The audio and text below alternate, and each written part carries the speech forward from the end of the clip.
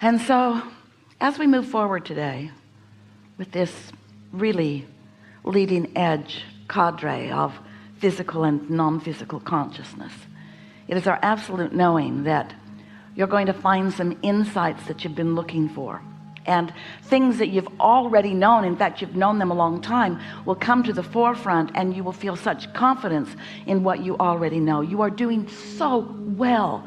This is an exercise in fine-tuning. There is nothing about saving anybody that's going on here today.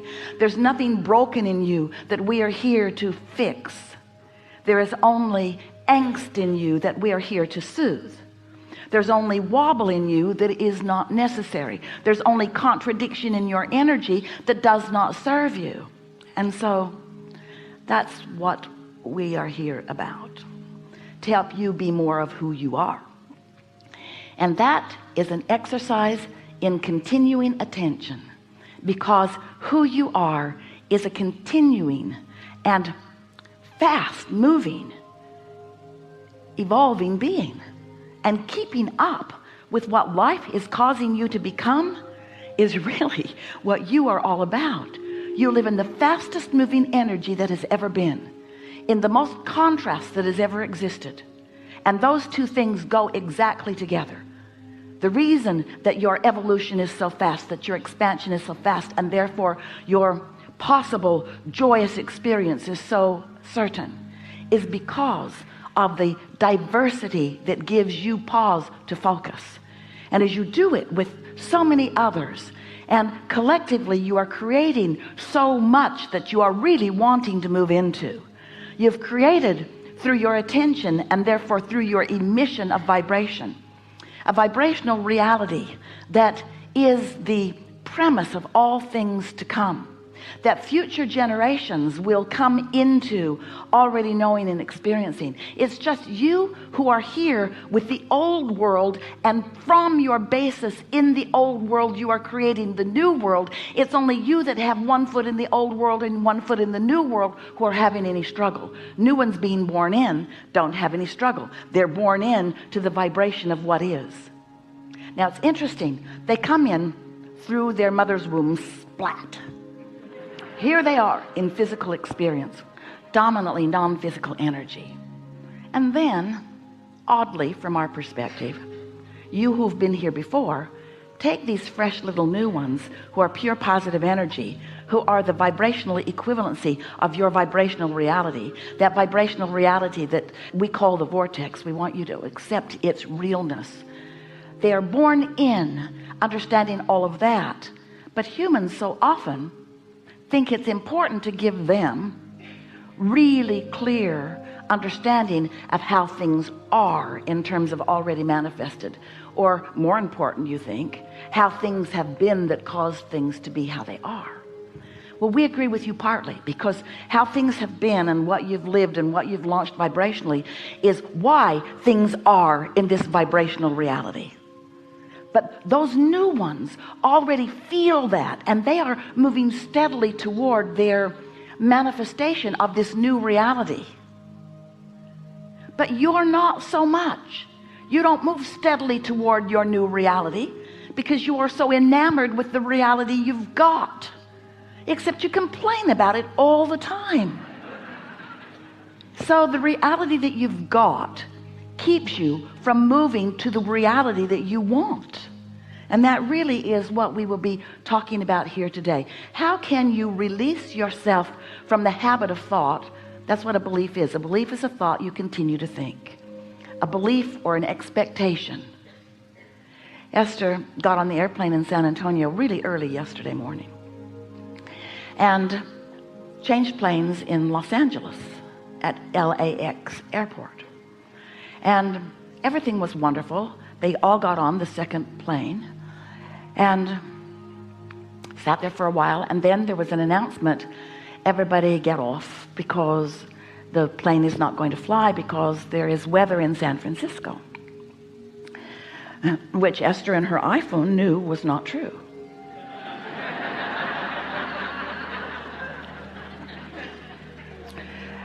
So they got off, and now Esther is flying early enough that she knows that no matter what the airline decides to do, she can get in a car and drive here.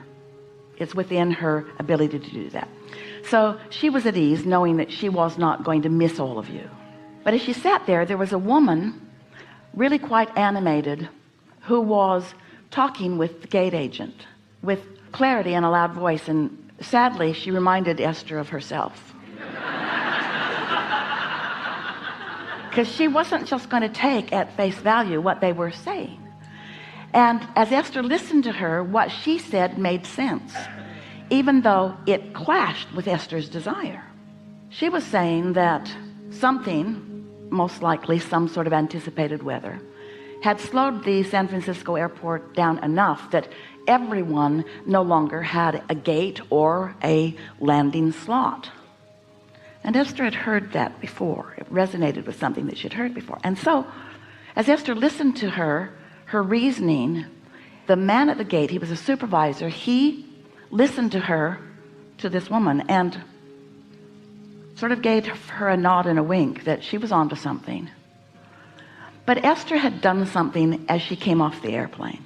As she came off the airplane, she stuck her head and her first foot and her second foot and most of her body inside the cockpit.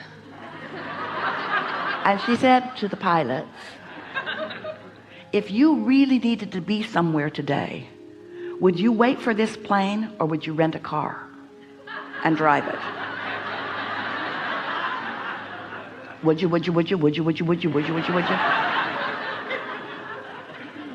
And the captain of the ship said, I wouldn't drive it.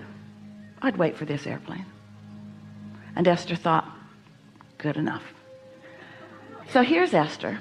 She's had experiences where they have delayed a flight and delayed it and delayed it and delayed it and delayed it and delayed it and then finally canceled it. And she knows that if you wait around long enough, then there are no other options except maybe to drive all night. So she has this current experience with all kinds of options about the way she thinks and feels, and wanting to vibe out some truth. From where do you get your truth? So now she's standing at the ticket counter, and there's another woman asking the agent there, can I fly into Oakland? And that woman said, all flights to Oakland are full. And as Esther was watching her face, she knew that wasn't true. Something about the way the woman was pretending to look at the screen. And so that woman went off. She had her carry-on. She went off to Alaska Airlines. And Esther thought, well, that's that, but I believe in my captain, and I'm just going to sit here. Now this woman who was animated, she's still going on and on and on and on and on about how this plane's not going to fly. She's seen it so many times. And so Esther decided to put in place a plan B. So she arranged for a limo driver to pick her up at baggage claim 3 hours from now, because she figured in 3 hours she could get her bag off that airplane if she needed to. And so now she is sitting there relaxed and in some sense of relief, knowing that she was going to get what she wanted, even though she could feel that she was banging it out in an unnecessary way. So here she is. You've been there too. Her now vibration is clouded by all of the flights that have ever been canceled, all of the lies that she thinks she's ever been told, all of the trauma that she's ever lived around this subject, and current faith in a man that she believed was telling her what he believed to be true, although she doesn't know how much he actually knew. Have you ever lived that kind of confusion?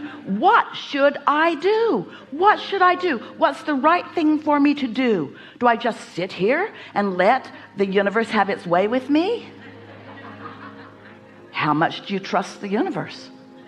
How much do you trust that the universe has your back? How much do you know that things are always working out for you? How much do you know that there is always a way, that there's always a plan? How much do you know that you don't need to be the one that figures it out? And when you try to be the one that figures it out, while it does exercise your reasoning ability, often the more you exercise your reasoning ability under the guise of creating your own reality, the more you introduce unnecessary resistance into the equation. You hearing us? So Esther sat there, and now she's feeling amused because this has been Mr. Toad's wild ride. She's been all over the place, mostly feeling confident that she's all right no matter what, but she went here and here and here and here and here and here and here and here and here because she allowed influences of current reality and a woman who had had a lot of experience. 45 years she's been flying, she and her husband. She knows about all of these kinds of things. And she got the gate agent to give her a wink and a nod on the dire thing that she had extrapolated from her past experience. And so as Esther is sitting there and listening to all of this, she became very amused with herself.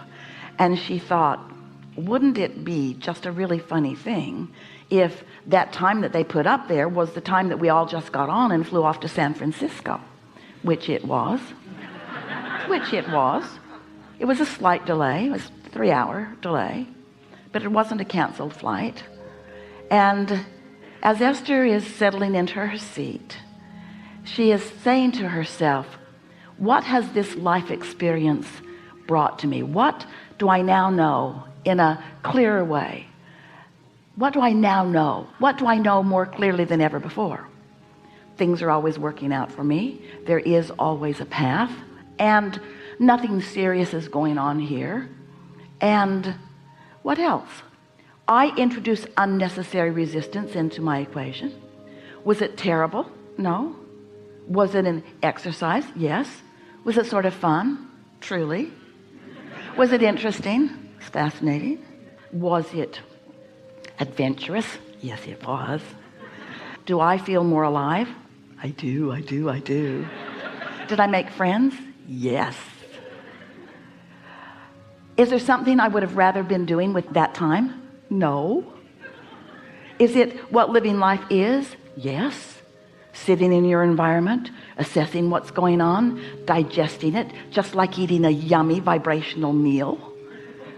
There isn't anything serious going on, no matter what it seems like. Esther was thinking, well, the stakes feel higher to me because I'm not just going to buy art.